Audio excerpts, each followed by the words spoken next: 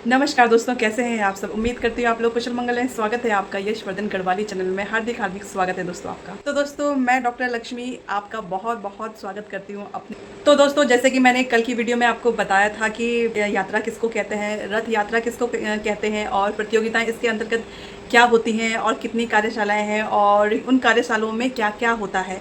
तो ये सारी चीज़ें मैंने आपको बताई थी राष्ट्रीय पोषण मिशन के अंतर्गत। जी हाँ, तो दोस्तों जितनी भी मैं स्कीम्स वगैरह बताती हूँ, जितना भी मैं आपको अवेयर कराती हूँ, तो ये सारी की सारी चीज़ें इसलिए हैं कि वो आप तक पहुँचे। यदि आप मेरा वीडियो शुरू से लेकर लास्ट तक देखेंगे तो ही आपको समझ में आएगा कि इसमें आखिर है क्या। तो दोस्तों, आज बात हो रही है गोद भराई की। तो मैं सभी माताओं को बहुत बहुत बधाई दूंगी कि आप बहुत भाग्यशाली हैं जिन्होंने इतने सुंदर देश में जन्म लिया है, क्योंकि यहाँ आपकी ज़िंदगी की गारंटी है। आप जननी है। यदि इस जन्म में आपको जननी का दर्जा दिया है तो गवर्नमेंट ने ये बोला है कि हम आपकी पूरी टेक केयर करेंगे, यानी कि पूरा ख्याल रखेंगे योजनाओं के माध्यम से। तो दोस्तों, गर्भवती महिला के प्रथम माह से लेकर के 9वें माह तक सारी की सारी जो उसकी टेक केयर की जाती है कि वो क्या खाएगी या फिर उसका इलाज फ्री में हो, और अगर उसको उसके पास भोजन पर्याप्त नहीं है, इन सब का जिम्मा सरकार उठा रही है। तो वक्त रहते आप भी इसका लाभ उठाइए और कहीं और जाने की जरूरत नहीं, क्योंकि चीज़ें अब बहुत आसान हो गई हैं। ऑफलाइन हो गई है और ऑनलाइन हो गई है।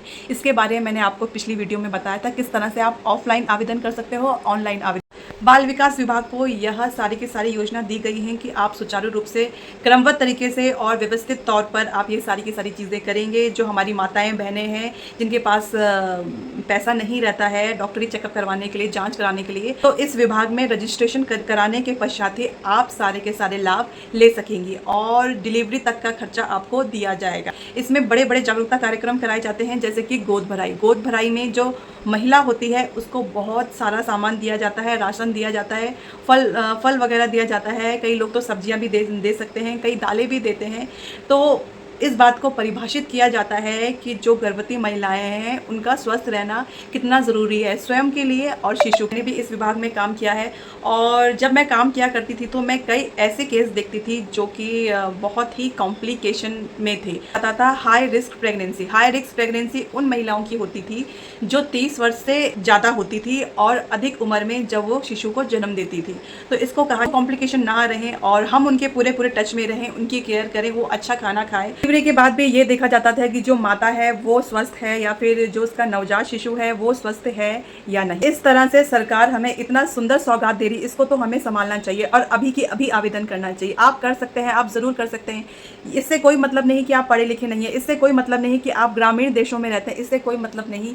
तो मेरा मकसद ये है कि मैं सारी की सारी जानकारी आप तक पहुँचाऊँ। अब तो इतना आसान हो गया ये सारी की सारी चीज़ें करना कि आंगनबाड़ी की जो कार्य करती हैं, जो सहायिकाएँ हैं, वो सारे के सारी जो माताएं बहनें हैं वो आपके घर घर पहुंच के ये सारा का सारा काम करती हैं। अब आपको कहीं भी जाने की जरूरत नहीं है, क्योंकि खुद ही वो सर्वे में आपके घर आ जाएंगे, क्योंकि अब सरकार बहुत एक्टिव हो गई। आपके लिए ये जानना बहुत आवश्यक है कि सरकार इतने करोड़ों का बजट दे रही है और आपके उपयोग के लिए ही दे रही है, ताकि इस योजना को बहुत अच्छे तरीके से चलाया जा सके और आपके पास संतुलित आहार पहुंच जाए। तो दोस्तों, आपको नाम याद रहेगा, तो आप सब कर सकते हैं और खासकर से महिलाएं, क्योंकि महिलाएं ही जननी है। जननी यानी कि वो माता है, किसी की बहन है, किसी की बेटी है। तो उन पे इतनी शक्ति होती है कि वो ना जो शब्द होती है अपने जीवन में लाने ही नहीं देती। और सरकार की तरफ से इतने बड़े बड़े उपहार विशेषकर महिलाओं के लिए ही है। तो दोस्तों, राष्ट्रीय पोषण मिशन के 5वें दिन तक आप मेरे साथ बने रहें। तब तक के लिए नमस्कार।